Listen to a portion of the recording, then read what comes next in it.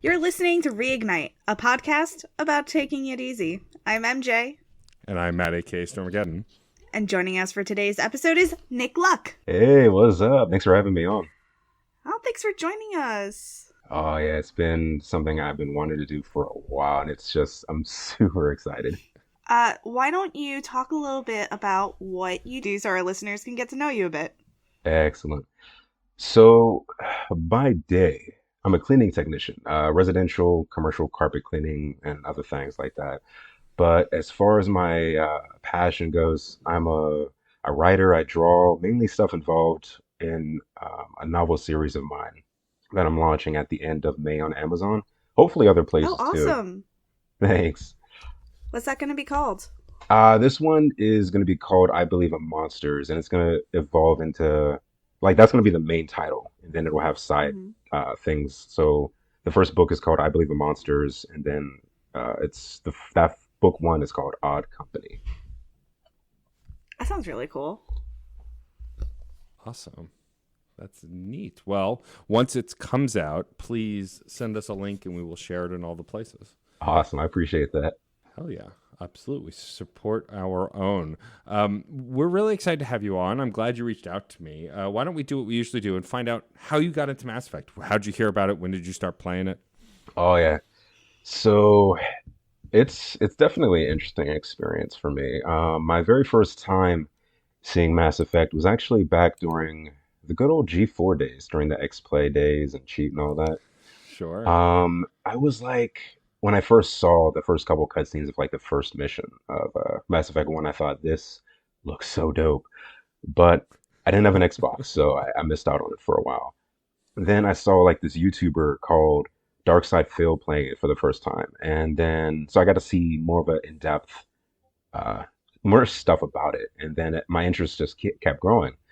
And I figured eventually I'll either get an Xbox or it maybe get ported to the PlayStation. Fortunately, it did. And unfortunately, other games came and I forgot about this series until a buddy of mine I used to work with told me Mass Effect 3 was coming out on the PS3. At this point, I didn't realize 2 was out on the 3 as well, but I thought, you know what, I'm going to hop in there. And unfortunately, I didn't realize the error of my ways by doing that.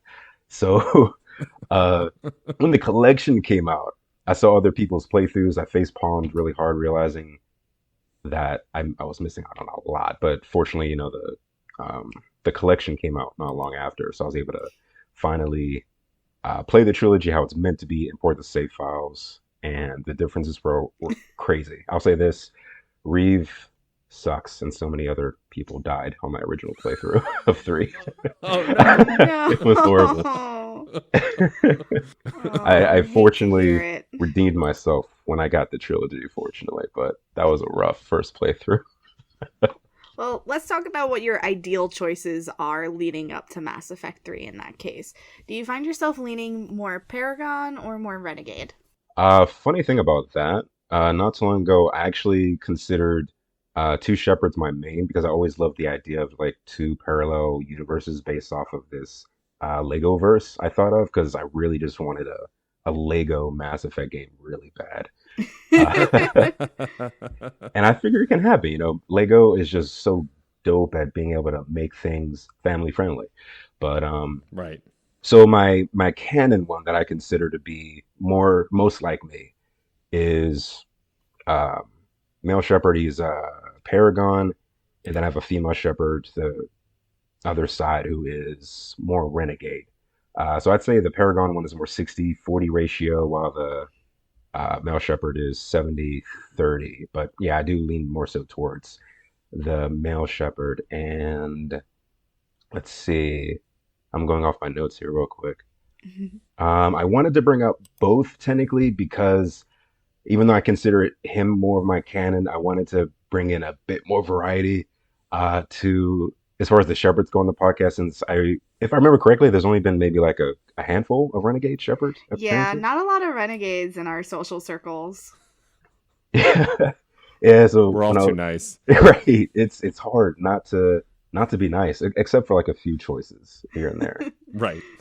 We all have pretty solid morals, I think. Yeah, you think about the people, and how they feel when that happens. Except for funny story, when I first played three, I tried to hit the reporter. I forgot her name. I think probably the Um, only one you can't hit. I want to say her name is Kale Al Jasani, but I probably said Yeah, her name totally wrong. I think Al Justani is correct. yeah, Yeah. that's right. And I don't know how many people ran into this, but I tried hitting her because I was just being stupid, and I missed the button to counter, and she uppercutted me or whatever, knocked me on Nice. my butt. Yeah. Yeah. I love that when you go for her a second time, she ducks. And if you're not careful, she just lays you out. It's the best. It's such a good Easter egg for folks who've been with the trilogy from the beginning. Oh yeah, I loved it when it first happened, and then when I went through the trilogy, I appreciated it all the more, and I realized maybe I shouldn't do that because this is what happens if I do. Yeah. Right? That's fair. What's your favorite class? Um, I want to say Vanguard if I remember correctly, because um, whichever one is kind of like Jack, where you can do oh shoot, what is it called, like Shockwave and all that. Yeah. But Vanguard gives you the charge, and it also gives you shockwave and a few other biotic abilities, I believe. Oh yeah, they did Shockwave dirty in three. It was so good in two. Yeah, it was much better in two. Well, because they turned it into this like kind of tube in three, whereas it kind of just was a cone in the second game. It's one of the few powers that I think got the short end of the stick in the third game, whereas a lot of the other abilities I felt like were more enhanced in the third game. That's definitely one Yeah, where I noticed a difference. yeah. When it first happened in three, I paused the game and I thought, did that just was that a glitch? Why does it look like that? Oh, but I got over it. How about the Arachnite Queen? How does she make out in your canon playthrough? Oof. So my canon one, what did I name him? Talon. Yeah, Talon. He chose to save the Arachnite Queen just because he doesn't really like genocide that much. So, Good choice. Good job. right. Interesting character choice, not liking genocide. And with that, I mean, even though like myself, bugs, I'm not scared of bugs, but they creep me out. Oh, And Sam. yeah, and obviously when he looked at the Arachnite and just them in general, he just was like, "Oh God, this is creeping me the f out." But he was just like, you know what, I got to get over this. And even though they killed a bunch of people too, he listened to what the Arachnite Queen was saying and was just like, "Okay, I'll listen, I'll save you. It's okay, I got you. Just go." So Honestly, I feel like the reason I don't hate the Arachnite so much is because you can communicate with the Arachnite Queen. And if I could just communicate with the spider in my bathroom. Can you hear me? If you can hear me, shake a leg. ooh, Just stay on that side of the room. It's fine. Just please don't come into the shower while I am vulnerable. oh yeah, if we were able to communicate with them, we're making deals. Like you can't go here or there. Stay in this section. And that's like there's no way we have to cut a deal, otherwise this is not working. How about your Vermeer survivor? He kept Ashley alive since he was the one, or since she was the one arming the bomb, and thought that was the best choice. And plus, he had a thing for her at the time too. Yeah, there you go. That, That's fair. there are many a shepherd meme about doing it for the boobs, as it were. So it is not an uncommon choice, at least when it comes to Ashley. Yeah, it can be good motivation for sure. How about the council? This one, he was mad about this decision, but he decided to save them because he thought, even though you guys just don't listen to me, I feel like after this you gotta listen to me, and that did not go well still. But he was happy he saved them at least. The classic Paragon choice. Guess I'll save these assholes Right? who hate me. Like I'll I mean, convince them one yeah. day. After all we've done for the council. Who knows? Who do Maybe you in four it'll choose? change. Oh, maybe. Maybe there won't even be a council in 4. That would be interesting, especially after what happens later. But yeah, Who do you choose to serve as the human ambassador on the council? man, Anderson all the way. Like when when Udina just looked at me and was essentially like, "What? Why not me? I wanted a choice to laugh in his face so bad. Like, why would I choose you, dude? You're a stuffed shirt. You're the worst and I hate you. Right. It's just like you got a little better than three, and then you just And that didn't and end well. then yeah. It's like you started to like have a personality and then you Oof. just ruined it. It did how about Rex? How does he make out? So, or- so in three, I laugh at this because I had Reeve, that was horrible, and then I go to one, I'm excited about Rex, and I kill him the Oh first time, and no. I was like, oh, I just restarted the whole thing because I'm like, there's no way I'm dealing with Reeve again. I refuse. So obviously, since then, I made sure to always keep Rex, even on Renegade. I'm like, no, it's worth having Rex no matter what. I've definitely done a playthrough where I've gotten stuck with Reeve, but I think since then, like you, every Renegade playthrough, no matter how far like batshit crazy or evil I go, can't kill Rex. Got to keep him. I gotta admit too, like the one mission, if you decide to sabotage the genophage, and seeing the scene where he finds out is just whoa. I like that though. I like how it made sense, like it being Rex. Like of course he would find out. It's Yeah. Rex. Yeah, He's the OG. totally. But oof. What was your take on the Geth? Did you choose to kill the heretics or rewrite them? With this, he pretty much decided to rewrite the Geth, considering it preserving their lives, and he thought, they gotta rejoin the little family. I gotta keep these guys together, and they'll view me, maybe they'll adopt me into the Geth family. I'd be an honorary Geth, Right, like a exactly. Krogan. So I thought Just I gotta do infiltrate this. your way into every society and culture until you have a family everywhere.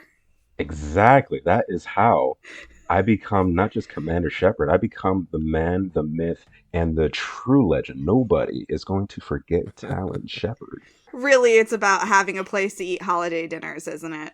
Yeah, because I mean, all the different foods. I mean, some of them are gonna mess me up, but I mean, Earth food messes me up too. So it's Right. So what's whatever. the Yeah, difference exactly. at that point? Yeah, I can take it. I'll get used Oh, to it. that's a mood. Hopefully. You leave Right. me and my bowl of macaroni and cheese alone.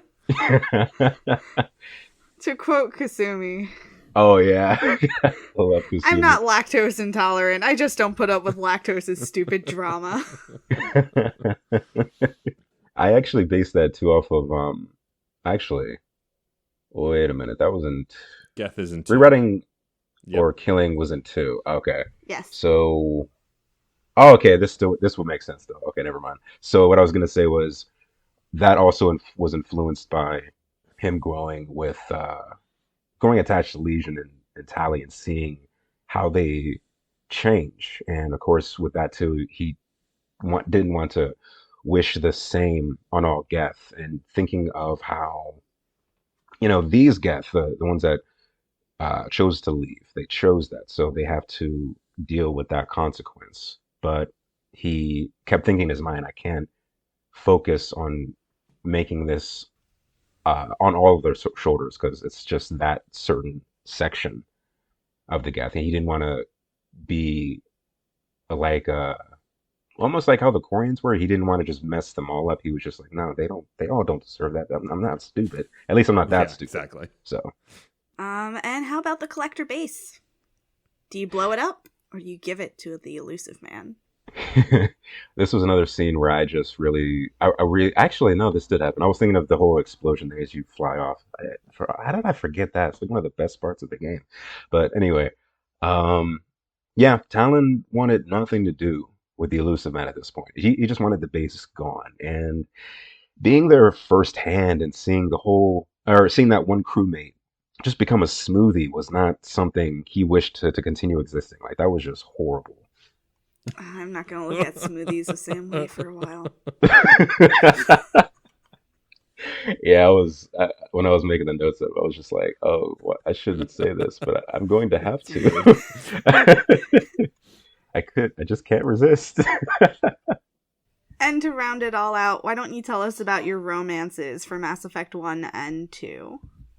Man, so tough. There are so many good choices, but putting it down as my top favorite would have to be Tally. But what happened with this was with my Shepherds, I always have this story that's behind the scenes. So, for one, he originally was with uh, Ashley, but essentially what happened was with that was that happened because he wasn't confident. He wasn't confident enough in trying to go after Tally due to the whole species difference and the whole suit thing. So, of course, getting to know his crewmates gets attached to Ash.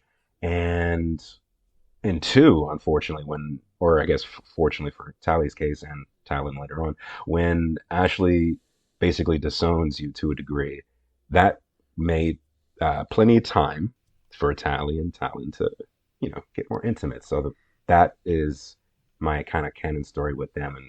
And Tally just, the way the story just is with her throughout the trilogy is just perfect. It's one of my favorites for sure. So I every time I choose another romance, I'm always like, but Tally, no, try I'm something cheating on my different. girl. Right. Even before I make the choice, I'm like, no, it still feels like cheating. That's totally fair. I feel that very I love deeply. that you also have created a backstory behind it. Every time, though, anyone we talk about with anyone, like having a certain relationship in one and then a different relationship in two, since it inevitably gets thrown back in your face in the third game, no matter how you play that, it's just, I always think of the Friends quote and Ross yelling, "We were on a break." This is me all the time. Shoot. I want to love Kaden. Right. At least it was only like can't with Jacob that at least it was only like him that like bit you in the for all face that. or in the butt, I should say. God. If they had to do a one relationship like that, I'm glad it was only just one person. I'm bummed it had to be Jacob, or at least I'm bummed it had to be someone. But that's storytelling. At the end of the day, you got to make things different, and that is, I mean, all the relationships have a sense of realism to them. So yeah, I still think they did Jacob dirty. Oh yeah, they did. I'm every time. Yeah. I'm just like, the potential. And like I had hope, even though like we discussed in the second game how they didn't do Jacob's mission well in the second game, I thought Jacob as a character still had a lot of really great development at the end of the day, and like there was potential for his character. And yeah, it does just feel like 3 dropped the ball with it completely by just making him a stereotype. Not only of just a sci-fi stereotype, but a person of color stereotype. Like it's just a bummer because you thought that there was potential that they were seeing beyond that, and it just ends up falling pretty short.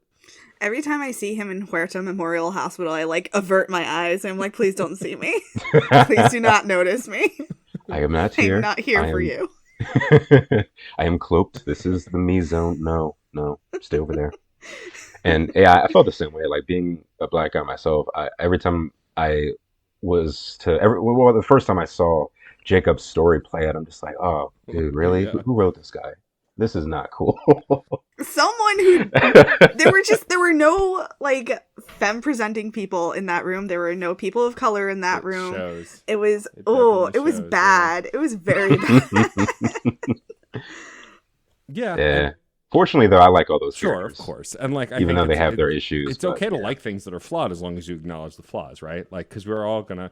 Because also, as queer people like me and MJ, I'm not going to assume about you, Nick, but I know for a fact me and MJ, like, we're going to take what we can get because there's not a lot of it in this game, you know? Like, I romanced Kaden because I wanted some kind of connection like that, and Thane is still not romanceable, so you know what? I got to take man. Although I happen to like Kaden a lot. Listeners, I can't wait for Matt to get to Andromeda. Right. Y'all. That's going to be wild. Oh, man. I can't wait to play that game again too. But yeah, I'm really excited for that series for y'all and experiencing it firsthand, especially without all the craziness, all the updates are there. It's gonna be great. Yes, excited. I really wish I could romance Thane, but I always get sad. Oop, there goes my phone. Let me silence that real quick. I always get sad because I'm like, I mean, it's good that it comes to a good it's good conclusion. content. Yeah, there we go. That. And overall, it's just good, even though you want more, but for what they give you, it's still Of course. cool. I always have trouble romancing characters that appeared in two because, in three, they don't really have too much. But at least Hmm. later on in the game, I won't spoil what happens, but there's they EA kind of, or BioWare, excuse me, BioWare made up that for a little bit at least, so that's good, Yeah, totally. So I hear we'll get to that part of the right? DLC at some point. Alrighty, well, enough getting to know Nick. We'll get to know him more as we go forward. But Yay! let's do a summary, shall we? Not much to say here, folks. Shepard has a moment to breathe, which means resolving fetch quests and checking in on our pals on the Citadel. Once that's all done, the Asari Counselor requests help with an artifact that might be the key to completing the Crucible or finding the Catalyst. It's all very hush-hush, and there's literally nothing else that happens. That's it. Yep. That's the plot. Yeah. But I Yeah. think considering how Rannoch went, like the structure of the game makes total sense. Like especially we discussed, though Nick hasn't heard it yet, but in the episode that was before this one with Derek, when we covered Rannoch, like that, no matter what you choose, it's an emotionally intense mission, and so like to get some time on the Citadel to just chill and hand in side quests actually makes a lot of narrative and structural sense. Yeah. It is nice Man, to that take a mission was break. painful. Oh man. Oh wait, what was that? There was something else I wanted to say with that. That sucks. My brain just went kaput. Well, we have a question for you, Nick, before we proceed. Usually we ask people what certain missions mean to them, what they represent, why they chose it. But because of the nature of this particular experience, our question is now, what is your favorite Citadel interaction? Yeah, that makes sense. So you mean in this section of the game or just in total as far as interaction? Let's say in total, because you haven't been with us before, so. Okay. Oh man, that's tough. I would have to say Joker and Edie, like those interactions were definitely some of my favorites. From the start when you encounter, actually no, that was a James one I was thinking of. Well, just encountering him and then slowly as Edie and them are more together, and that chance when you get to encourage them to be together, and just the excuse that Joker has where what does he say, that he says Edie is his helper droid or something like that. Oh, yeah, like service robot or something. Oh yeah. Another one is actually seeing the Blasto signs and Yes. just advertisements. Yeah, like the electronic posters in the third game that are like on the walls. They're Right. great. Have y'all read the comics that there's like an issue or two that features Blasto? It's like they actually explore that universe. We played a story set in it. Yeah, we Oh haven't actually yeah. read them, but we have a yet to be released a We were Blasto not adventure. allowed to read it. Yeah. Oh. Just like we did last season, later this season we're going to be releasing more Blasto content, and I believe most of Yes. it, if not all of it, was based on that comic. So yeah, so that's very It was based on Eternity is Forever. yes, that is the Oh name. Yes. man. Yeah, so that's some good stuff to come. Likely, at the rate we're going, it'll be towards the end of the season, but we'll see if we can release them as some bonuses before that. They're in the editing process because we played, I think, a 4-hour campaign, and Yeah. we're not releasing a 4-hour episode, though I'm sure y'all would listen. Oh. I mean, we Yeah. could cut it in half and just release 2 episodes. That being said, my husband also has plans for another game for us. Yeah. So that should be exciting. Juicy content. Do we want to get into our check-ins? Sure, yeah. Let's start by chatting about what happens on the ship, I think, and then we'll go into the Citadel. And I had almost all the same reactions, or interactions, rather, that you did, MJ. I added the one that I didn't, but let's start with Trainer's reaction to being under a Reaper attack, which, honestly, like, the first time I ever played 3, I felt like Trainer. I was just kind of like, what the fuck is happening? I thought this was a really interesting conversation Yeah. because for Trainer, Shepard says to her, like, you weren't upset when the Reapers hit Earth, and she was like, no, I was upset. But now I feel like physically violent. Like, now I feel like I have a horse in the race almost. Yeah. Because it's one thing to be a civilian, it's one thing to be a private citizen. Ma'am. Cat just causing trouble in the background. I don't know what she was trying to do. It's one thing to be a private citizen, it's one thing to be a civilian, and to be in a country that is at war. It affects you, you're concerned about it, you're scared about it, but to actually be a combatant, to be a soldier, that is a completely different experience. You have a more active role in it. And I think this was Trainer's moment of like, oh man, I have an active role in this. Yeah. Like, I am a part of this in a way that is tangible. Yeah, that's been kind of the core to Trainer's whole interaction, I think, on the ship, is kind of her slowly not just becoming more integrated to the Normandy, but also to the role the Alliance is playing in this larger war, because she was more of just a scientist and worked in labs more than on ships, or not ships that were in active war in the early days. And so like, she's getting her feet wet more and more as the battle continues. I think she's great. That's what I really liked about that too, is with the, like, for instance, with a complete comic collection, they have so many stories that I never got to read before until that released. That, I mean, a lot of them don't really take place during that time frame, but it's good to see that interaction that these characters have in the universe out in between the games, or even during some of them. And I don't believe she was featured in any of them, but that's something I really wanted to see firsthand. Yeah. It's unfortunate. I think she's brilliant. She's a great character. I hope Right? in whatever the next Mass Effect looks like, we get more of Trainer and some of the other characters. Because, as I said earlier in the season, I was disappointed with what happened with Kelly. You know, I thought she was such a great character from 2. And, like, they don't do her dirty necessarily in this game. Like, you do get some closure with her, but, like, I would have loved for there to be more interactions than kind of just a one-off thing before you don't see her again, you know? But that's just kind of the way that's, you know, there are a lot of characters in these games also. So if every supporting character got a spotlight, it would make it hard to fit everything in, which I also understand. Yeah. Apparently you can carry over the romance too. Really? Huh. Yeah, I don't know if it's like, I don't know if it actually counts as the trophy in 3, but I saw a video of you being able to do that. And it's, I guess it probably runs along the lines of like the Samara thing, where it's not really official, but you can do it to a degree. Yeah. But yeah, it's kind of cool. From Trainer, there is a conversation between Joker and Edie about the events on Rannoch. And first, Joker is impressed with how Shepard handled everything. He says to me, "That's the first time I've seen someone end a war by yelling." Yeah, pretty much. Which, you know, fair. And I think Edie's behavior, or Edie's mood during this conversation, is really interesting, because she's clearly mourning Legion.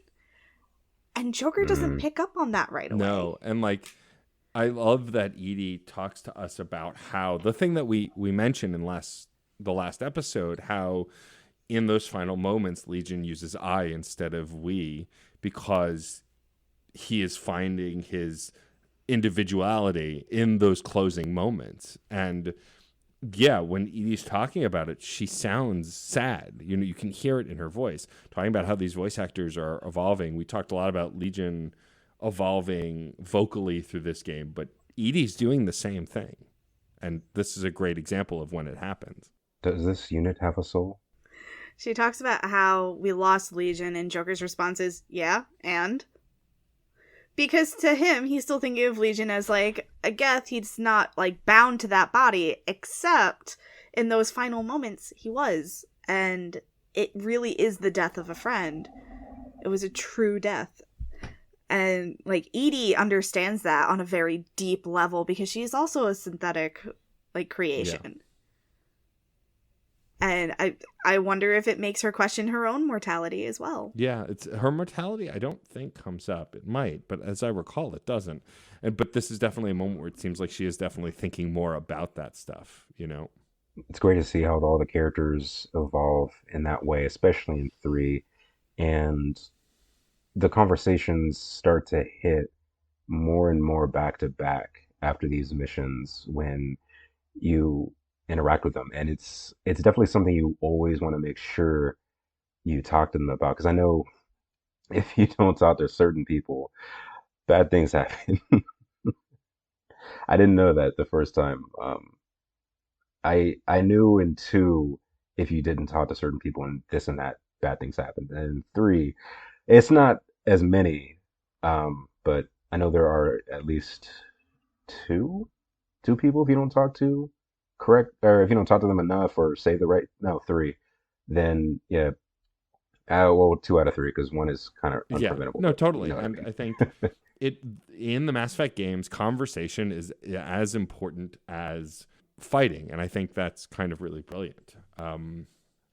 After this conversation with Joker and Edie, we get told by Trainer, I think beforehand, that Diana Allers, or there was an email maybe in our private In messages. email. Oh, it was an email that Diana Allers would like to chat with us about the events on Rannoch, and so we do a private interview in the cabin.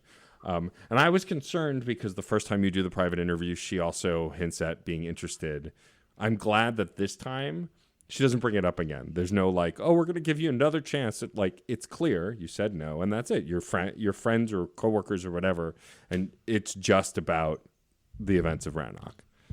I wonder if you are not already locked into a relationship, is that still the case? Oh, yeah, that's true. I hadn't thought of that. Because you're locked in with Kaden, aren't you? I am, as far as I know, anyway. Yeah, and I'm locked in with Garrus, so she didn't bring it up again. She didn't flirt with me at all. And I think when we had that previous interview, we weren't officially locked in yet. You're probably right. So I'd be curious what it's like for someone who isn't locked into a relationship at that time. But this is like pretty late game, and most relationship paths do get locked in at this time. Yep. But I think probably Tally's is the only one. well, Tally's if you haven't romanced her before and you're not romancing anyone. Otherwise, oh yeah, because you have an opportunity to rekindle when she first joins the ship, I believe, and so she Yes. would be locked in still at this Yeah. point. Well, locking in usually happens on the Citadel. You're right. That's true. I forgot about that, or not forgot about that. I didn't know that because I have yet to romance her. It's hard to keep straight what I do and don't actually know just from stuff I've read at this point. You should really just rely on me to be your brain. I mean, you do a better job than me. But this Let interview. me be your brain. Stop. Let me be your only thought. I hate it here. This is another interview with Diana. She brings her camera up to the cabin and she's asking about the situation on Rannoch. And of course, I gave the Paragon answers. I assume you did the same. And I do like what I do like about the interview moments in this game versus previous games is that it gives an opportunity for Shepard to provide hope instead of like negotiating politics like it was in the first two games. This is purely about we're at war, things are as bad as they're going to be. This is why I did this, and here's some hope. I have a slightly different take. I don't think that you're wrong. I just look at it a little differently. Diana is hitting Shepard with some really difficult questions. And yes, of course, I took the Paragon route because it is important, I feel, for the people who are watching BattleNet, I think it's called, for people who are watching Diana's Battlespace, people who are watching her show to know as much as I can tell them. Because, like, they don't know what the Geth are actually like. They just know about the Geth that attacked the Citadel 3 years ago. They don't know that Geth are actually inherently non-violent. They don't know that the only violent Geth that they've been exposed to were Geth that were twisted against their actual purpose. Yeah. Like, they are not aware of these things, and it's really important for Shepard to take a step outside of themselves and their sphere of knowledge and recognize that, like, oh, hey, the greater public has a right to know why I made these choices, and so that way they know that I'm not making these choices, like, in a vacuum, that I'm not just doing whatever I want. and disregarding everybody's fears. Yeah, for sure. And I think there's hope in that is more what I was trying to say. Like I agree with you.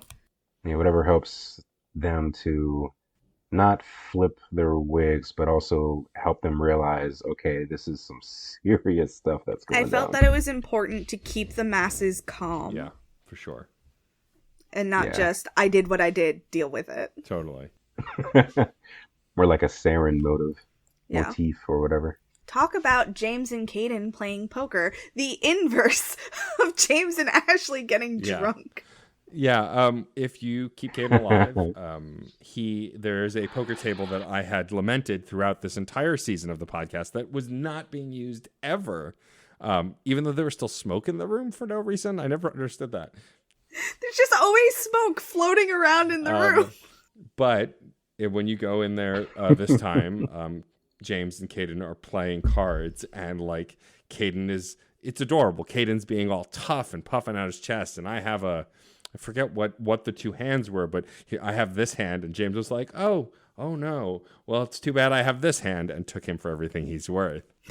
And when you go to talk to James, he just says hi, but when you talk to Caden's like, Shepard, I'd invite you to sit and play with us, except James has already cleaned me out. And James is like, oh, come on, already? You don't have any personal possessions, valuables, investments you can put up?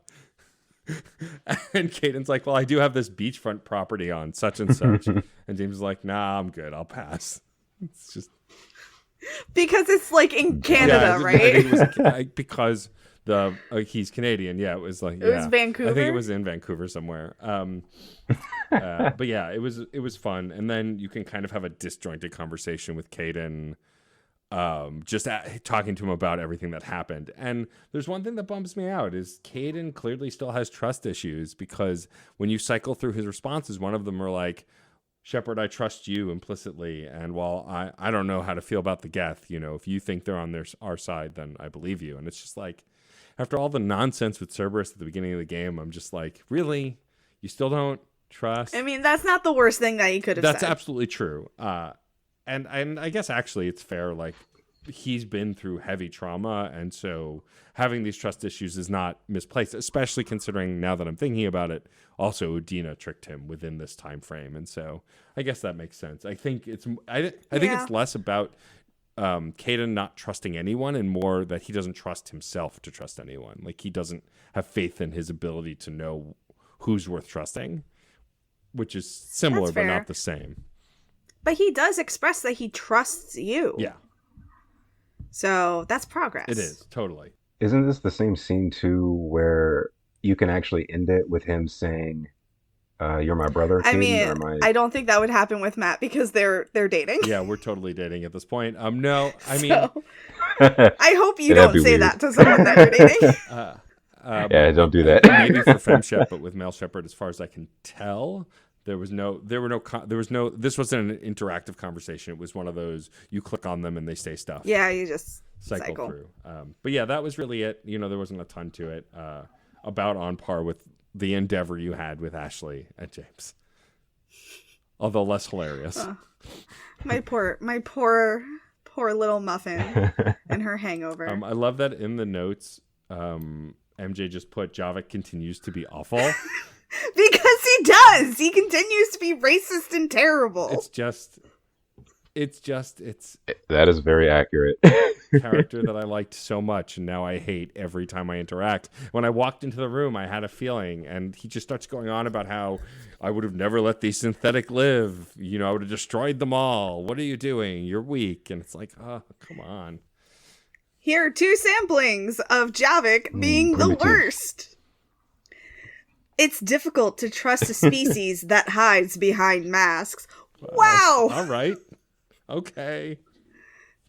Ooh. Just what? Yeah.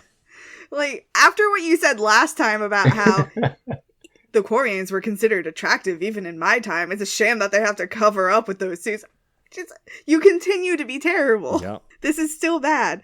And also, I got real mad when he said diplomacy does not win wars. Like, you know what? You're right. Diplomacy does not win wars. Diplomacy can prevent them. Yeah. Make them not That's a lot happen better. at all. Have you considered concept? Oh my god. I just, oh, he makes me so mad. I'm not gonna lie. After all of the interactions of this more focused playthrough, I'm debating in the Legendary Edition just leaving him in his pod. Just leave him never in the going pod. to get him. Because you can. We don't Oh, need him. man. Like, I mean, I don't know. I probably wouldn't do that, but like, it's just, I've never had such a like hard flip on a character before as I've had with Javik. There are other characters like I slowly came around on Kaden. I've seen some merit in Ashley, but like Javik, it was just like, oh, cool, soldier alien guy too. Fuck this imperialist asshole. I can't stand him. You know, it's just wild. Remember when he was shiny Right? and new? That makes me think about. I just found this out recently. When in Mass Effect 1, you can actually not have Garrus in your team. Correct. Yeah, I only found out about that recently too. If you meet Rex and pursue Rex's quest, you can completely ignore Garrus and never pick him up. Yeah, and my brother-in-law was playing it a little bit ago, and when I was watching him play, he was like, "Oh crap, I think I missed Garrus. Oh no, did like he was freaking out, and I was looking up online like, "Oh crap, did he really miss this?" And fortunately, he was able to go back and tell him, "Oh yeah, this happened." So, but we're still going after Sarah. You want to join up? And fortunately, it worked out. Yeah. And that came to mind because I thought, BioWare being BioWare. Imagine if they really thought about this and had it so. What if depending on how 4 plays out, what if they added in? What if? Well, I guess depending on what characters are there. If Javik, what if never found, that he was just left in this pod, but he escapes in 4, and he just has to figure out what all happened and all this mess. Yeah. I doubt they'd go that in depth, but it'd just be funny, like seeing a scene similar to Shepard running into Garrus, like in 2. Yeah. The next section is when we go to engineering. Before we go to talk to Tali, Ken and Gabby are arguing. And Gabby is finally calling Ken out for all the shit we've been calling Ken out on. Ignoring Yes. Gabby being a womanizer and not noticing the lovely woman right in front of him that clearly likes him, even though she shouldn't because he's terrible. Gabby can do so much better. So much. I support her, and if she wants this idiot, okay. But like, Gabby, sweetie, Yeah. let's go to purgatory. Who knows? She might be able to Yeah, right. make him better, make him realize how stupid That's he's so been. much emotional It might be labor, a hard though. thing, but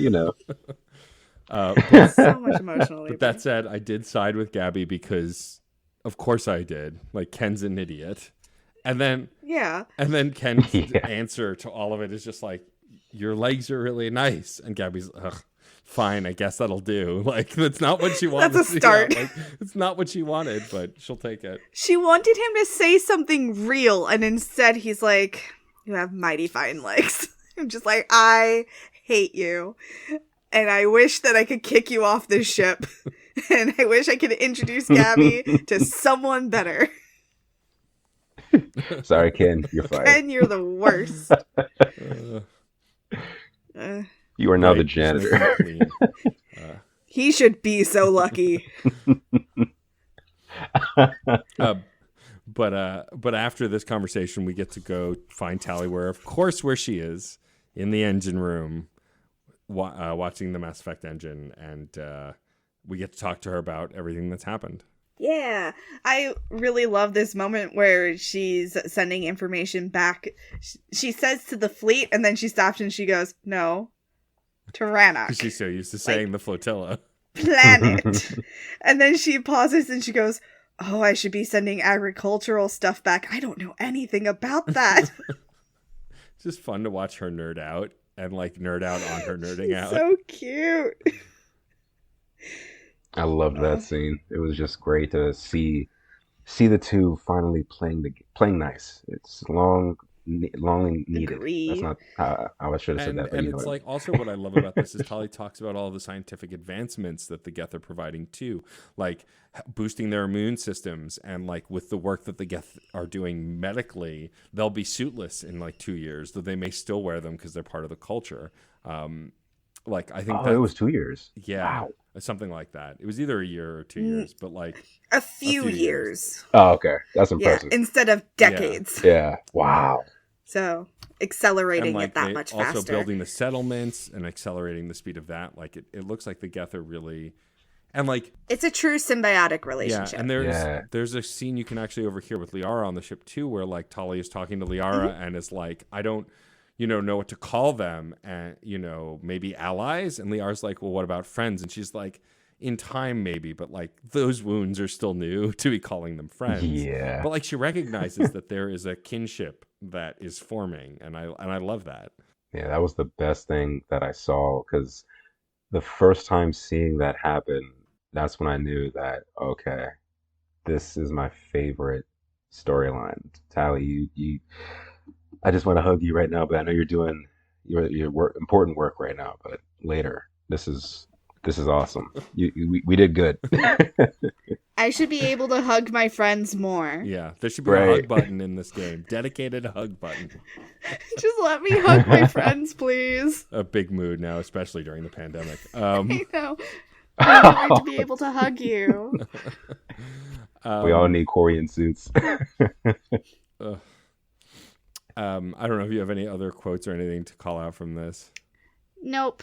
I am ready to turn in my side missions. So yeah, so we're going to discuss the Asari Counselor mission handoff in a moment, but there was some stuff to do on the Citadel. I didn't hand in all of my cutscenes, but I did go to the Spectre office and pick up like the 3 things I missed on the mission that I could then go hand in instead, because thankfully there's a way for you to find that stuff in this game. I think that's Yeah. awesome. I stared and lamented at my $250,000 credit shotgun that I still can't afford yet, but I'm getting there. I'm literally barely buying anything at this point. No mods, no nothing. I want that really expensive Spectre weapon. I'm surprised you're not there yet. I had enough money to buy the Black Widow for my husband. I think it's because I did do some spending in the early part of the game, and so I've stopped spending, and hopefully I'll get there. That's my goal for the remaster. Yeah. Just get everything. I had a little scene with Ashley at Apollo's Cafe. It's where you and Caden had lunch. It's the only place that serves a good steak, apparently. Oh, yeah. It's not much of a scene. Ashley and we talk about her dad, what he would have thought of Shepard. They have a little, rapport where Shepard says something and Ashley's like, you're a crappy commander. And Shepard's whole thing is, you're a crappy commander. And Ashley goes, ma'am. That's pretty good. I like that. And I do like that. I like that they can joke together, and I don't get enough of it. You don't give me enough of these moments, and it makes me a little upset whenever you do, because I'm like, great, that's the second one. Maybe there'll be one more. Who knows? Like, give me something to work with. And I just, they do her so dirty. Yeah, it makes it even rougher when you have those moments where, like on the ship, for instance, where they'll move about throughout the game, and you want to talk to them, but it's mainly just them. They'll occasionally interact with you too, but you wish you could have that conversation wheel come up, and it's like, oh, more stuff, yes. Yeah.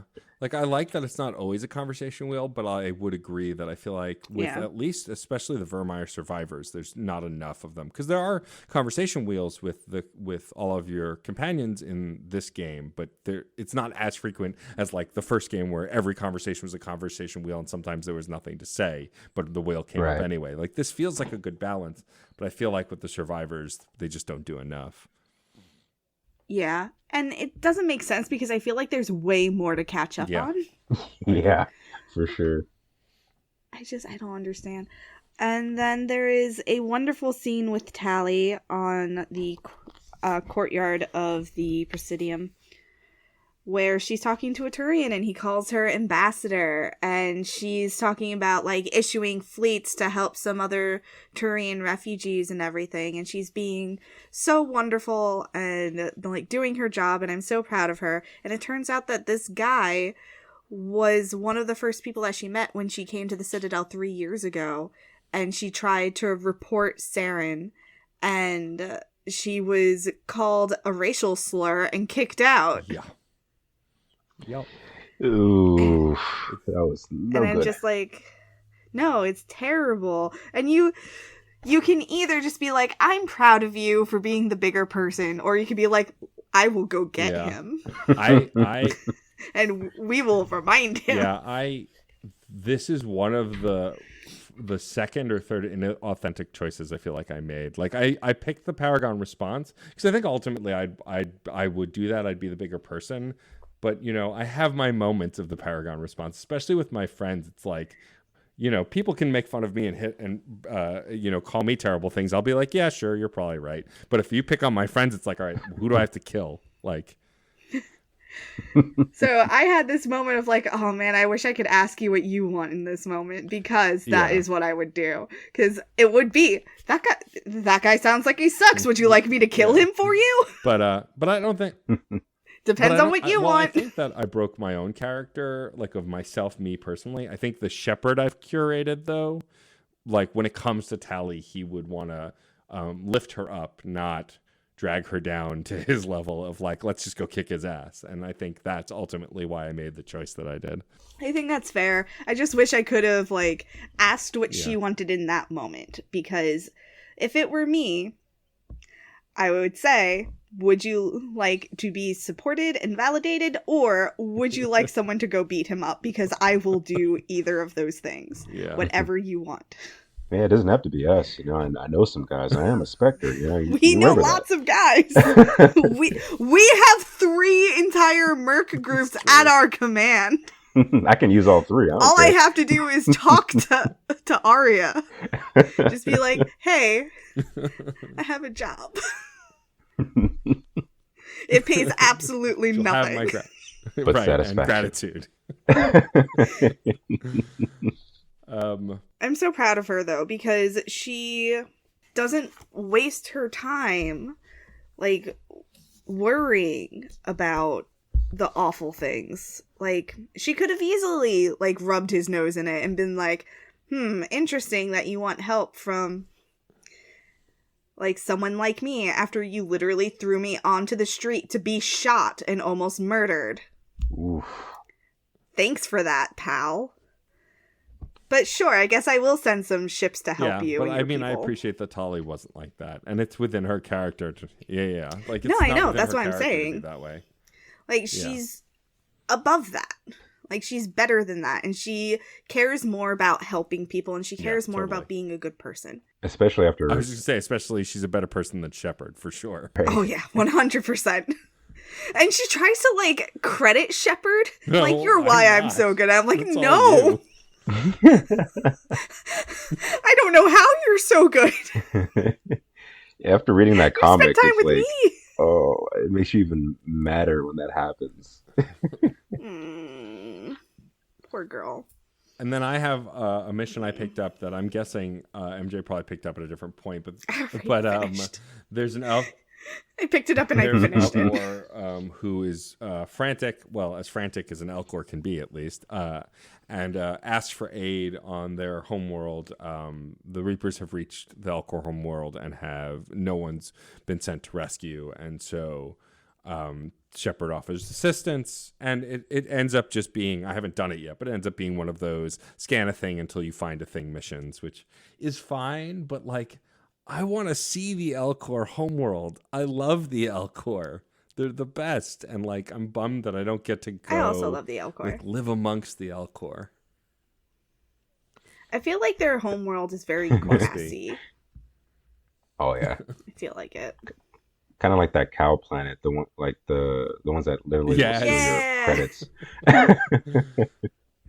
I love the cow And I want to see them in planet. battle mode too, because they're like, if I remember correctly, the codex, like it says they just have these big cannons on them. Yeah, they mount cannons to their backs. They're cool as hell. Ooh, why didn't we ever see that? Because they want us to Yeah, suffer. apparently. We don't get to see anything cool ever. Our lives are so hard. So hard. But all of this is leading up into why we're here on the Citadel, is to go to the Earth Counselor's office and talk with the Asari Counselor about a hush-hush super secret mission. Shh, shh, shh, shh, shh. Mum's the word. Keep it quiet. Keep it secret. Keep it safe. Is that the quote? I don't know. I mean, it is the quote, but it's from a fantasy franchise, not a sci-fi franchise. And? Fair enough. So we talked to the Asari Counselor, and essentially the gist is that, of course, the Reapers have reached Thessia. Duh. We're just at that point of the story. They're the only group we haven't helped yet, because fuck the Solarians, mostly because of the Delatros. Right. But the proper response. Yeah, just shivers. No. But apparently the Asari have an artifact that's kept in secret from everybody, but it might help us find the catalyst for the Crucible. And the first thing Shepard asks is, why didn't you tell anybody? Because it would upset the balance of galactic power. My BS meter's going off the charts. Yeah, okay. I'll go to Thessia. Sure. Yeah, that's fine. It's just it. The fuck else am I gonna do? Yeah, it's just such a bummer when, like, you think the council is more on your side this time, and of course they're still throwing roadblocks at us in this game too. But then, like, the Asari Counselor's got something for you, so my heart is like, great, they're gonna just help us, and they are. But we find out it's because they've been hiding something. Great. Of course they've been hiding something. She has one good thing, I guess two good things going for her. The fact that she finally told us, better late than never, I guess. And then the markings she has on her face. Some of the coolest markings I've seen on an Asari. That's fair. It. Only two redeemable qualities about the Asari Counselor. It's a character design. Yep. I have literally nothing else to say about this. It was, here you go. Please go to Thessia. A science team will meet you there. Thanks. Be gone. Yeah, pretty much. And then you can't go back in the office. I realized, I didn't explore while I was in there. And I was like, you can't. And they don't let you back in. You can't. Well, because they're like doing sweeps of Udina's office to see if there are any bugs lingering or like if there's any files hidden. It's a whole thing. But is it? I mean, well, we also don't know, right? That's a good point. Like, we have no idea what's going on at this point politically on the Citadel. But I also don't think Shepard cares that much, no matter how you play Shepard. It's true. But yeah, so that's this Donald. Visit to the Citadel. We are about to head into Fandom Corner, and for once, I picked something for Fandom Corner. If y'all would because I have allergies and my eyes feel like they're going to burst out of my head. Anything I can do to help. So if you want to click on the link, those on the call, I found custom N7 canvas high top shoes with black soles or with white soles, and they are the N7 style. It's a black shoe with the N7 stripe on the side and the N7 on it, and they are awesome. The pair is $54.95, which I don't think is bad for a pair of shoes, especially custom shoes. And the reviews are great. 5 stars across the board. Folks really love them, and they look stylish as heck. I don't think I need them, but as I have an N7 leather jacket, and pretty much the black ones look really good. Because I have the fixins for a casual Shepard cosplay, feel like the canvas high tops would seal the deal. Magic Brushwork has a pair of custom Converse that have Paragon and Renegade symbols on them. Cool. Oh, man. I'm about to spend some money. Fandom Corner is for. I'm going to drop that link in our chat so both of you can see what that looks like. Too. Yeah. Oh, beautiful. Oh my goodness. Yeah, there's actually quite a few custom Mass Effect shoes that Etsy is showing me. Also, by the way, if you ever like decide to buy something based on what we talk about in Fandom Corner, can you like tweet at us and just say, Please. "Hey, based on your recommendation, I got this." And like, yeah. It would be cool if we could see that people like what we recommend. Yeah, totally. If you jump into any of the stuff we recommend, hit us up the same ways you would with a review or anything like via email or Twitter. We'll shout you out on all the social medias if there's a photo to be had. If there's not a photo to be had, that's okay too. But like, let us know, yeah, because that's why we share this stuff because we think it's cool. But it's not just so. I mean, if you want to buy us stuff, that's fine too. But it's mostly so you can go buy cool stuff for yourself. And also so my husband knows what cool stuff to buy for me. Exactly. A good deal. Now we will continue our tradition for the remainder of this season at least. Nick, pick a character from Mass Effect. Oh man. Let's see here. I guess I'll just be random. I don't remember this character being mentioned just because Morinth Morinth. Yes, she Morinth is here. on this list. score. I don't know why she popped in my head. Because they also did her dirty. That too, yes. That was a bummer. So for Morinth, what are some of your bad habits? Procrastination. That's my worst. To put it like as an example, I should have finished this book earlier this year, like 4 months ago. Oh, that's a mood. Yeah. Yeah. Please don't at me about my own novel. Legit. My own novel that I decided to completely rewrite in a different genre.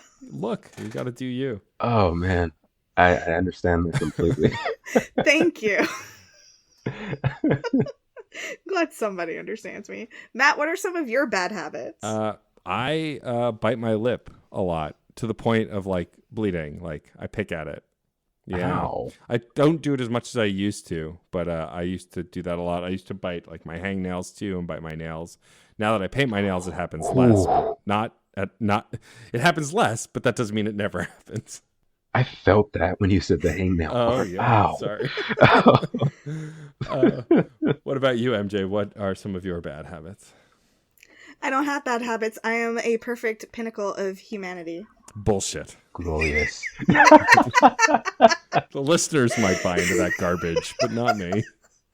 All right. I think probably my worst habit is hyperfocus. If I start working on a project, I completely zero in on it and I forget to eat for many hours, upwards of 12. Oh no. Jeez. Like, I have started a project, a cross-stitching project, and then 14 hours later was like, it's dark outside. Why am I hungry? Why does my shoulder hurt? Oh, hey, I've been doing this for 14 hours. Oh, Oh no. It's a bad habit. That is a bad My habit. darling husband does his best to make sure I don't fall into this habit by interrupting my work to be like, hey, you should eat. Yeah. But if it weren't for him, I would just like sit and do any repetitive task all day without stopping. Good teamwork. Good Yeah. teamwork. Help each other out. That's good Yeah. stuff. I like this. I like learning about each other. Right? Yeah, I like this question system. It works really well. Nick, thank you for joining us. This has been an absolute pleasure. Same here. Thank you a lot for including me. This has been a blast. We're going to let Yay. you self-promote in a moment, but before we get to that, I do want to talk about our next episode, which is Priority Thessia, one of the final big like planet visits. There are some others, but like this is one of the other big narrative ones. We're closing in on the end. We're closing in on the end, and our guest is the other half of Normandy FM. The incredible Eric Van Allen will be joining us. I guess my arch nemesis, but I don't really have, like, me and Eric don't have the same beef you and Ken do. It just doesn't exist. It's because Eric is the me of that show, so that's why. But who can be more you or Eric? Like, what if Eric joins us and I decide I like Eric better? You wouldn't. Also, Eric wouldn't.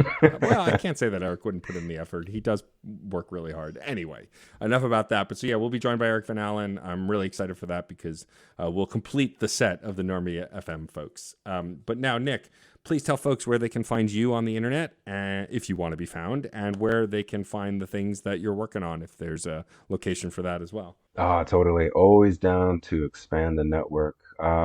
My main base of operations is on Instagram, i.escape.i, because I.escape was unfortunately taken. But on there will also be a link tree to other things I do from my Twitch stream where I stream my drawing stuff, video games, and my podcast is on there as well. It's on Spotify, Apple Podcasts, and a couple other spots, but it'll all be on that link tree on my Instagram. The podcast is called AOK, and I do a bunch of different stuff on there from mainly movies and video games and things like that. I just finished up talking about the WandaVision thing, for instance, the live action Powerpuff Girls trailer, and I'm going through talking about Kingdom Hearts and Mass Effect right now as well. And once the remaster comes out, I'll be hitting that and on a deeper dive. So awesome. Excellent. Yes. Everybody go check that stuff out. It's good stuff. Yeah. Support Nick. Nick's an awesome dude. I'm glad, Nick, that you reached out to me when you did to come on the show. And well, I guess we'll have to bring you back for Andromeda. It sounds like you're excited to dive back into that one too. oh yes, please do. That would be amazing. Excellent. Hell yes. So if you like what you heard here, follow us on social media. We are at ReignitePod on Twitter, Tumblr, and Instagram, facebook.com/reignitepod, or you can send us an email at reignitepod@gmail.com. Don't forget to rate, review, and subscribe on your favorite podcatcher if you can. It helps us get seen so other people can find us. We're also members of the Certain Point of View podcast network. You can visit us at certainpov.com to find more podcasts, each with a unique nerdy point of view. You can also find a permanent invite link to our Discord server and join in the conversation. You can get elated with others on things that I don't know about Mass Effect because there are so many secrets being kept from me. So many secrets. Matt and I work on some other projects. I do want to plug again a reminder that my husband is kind enough to let me use his P.O. Box. If you would like to send us letters or cards, please send that to P.O. Box 4288, Dunellen, New Jersey, 08812, and I will most definitely send you a sticker in return. I have been promoting djstormageddon.com, where all of my stuff can be found, that I'm doing my podcast, my Twitch stream, my merch, all of that. But I do want to shout out really quick the incredible folks at Harmonix and Fuser. I've been a featured Fuser streamer for almost a month now.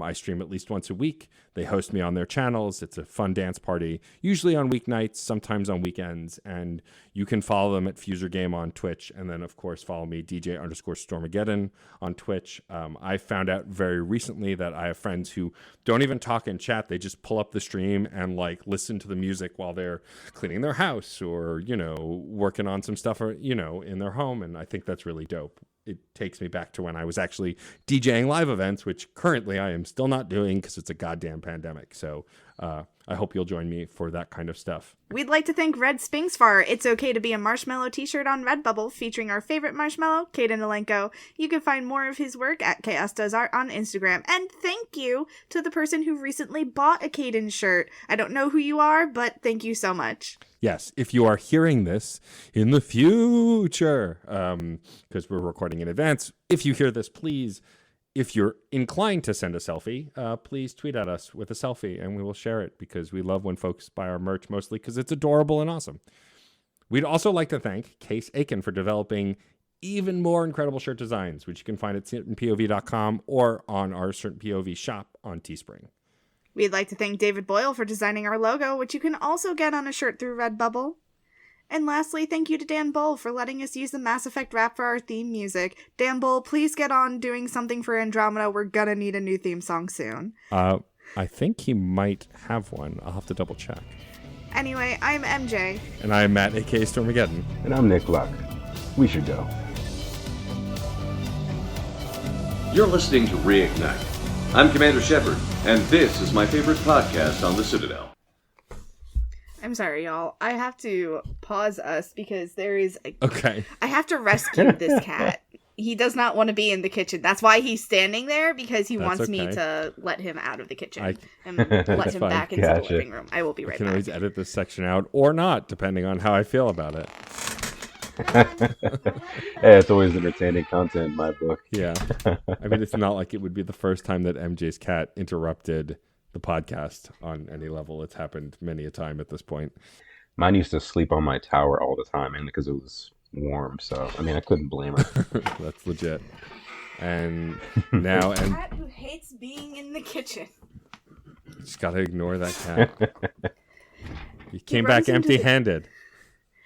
No, he doesn't come with me. He goes into the living room. Oh. See, he's a Gen Pop cat. Whenever Mary, my mother-in-law, comes into the kitchen to do cat stuff, either Buster or Bernie, or sometimes both, will follow her.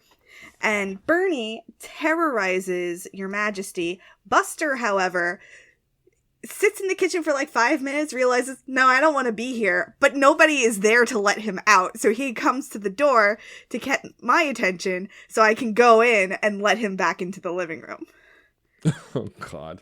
I may have to put He's this. a smart cat. I may have to put this at the tail end of the episode, but we'll see. It's a long episode for an episode. We don't have a lot to talk about. I'm sorry. It's okay. Thank you. Anyway, hi, I'm Matt, aka Stormageddon, and I'm the host of CPOV Autographs at certainpov.com. It is a bi-weekly interview series where I interview folks from all over the arts, from writers to comedians to magicians to musicians, even actors, historians, podcasters, pretty much anyone who's willing to chat with me for a little bit. If you like interesting conversations with even more interesting people, go to certainpov.com or wherever you get your podcasts. And remember, music is life, and life is good. CPOV. CertainPOV.com.